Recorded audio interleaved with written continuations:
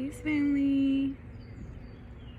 Just do it. If you're thinking about it, just do it. It'll make you feel better.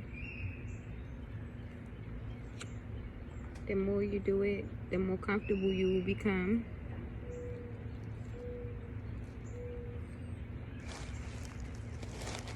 I've always been an introvert, but I haven't always enjoyed my own company. But I can stand here, sit here, and without a doubt say that I truly enjoy being in my own company, y'all.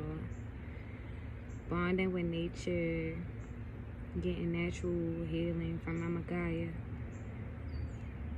you know, connecting with the ancestors of the land, all these beautiful trees around me. I'm just in the middle of a beautiful experience right now, and I had to record. I seen like a blue jay or maybe like a blue hummingbird, y'all. I just seen a cardinal. So the signs are here, and let this be your motivation to do something different during this time. We got the squirrels out here. It's so peaceful. This is what I manifested. This is the life that I manifested for me and my children. I can walk out my door and literally,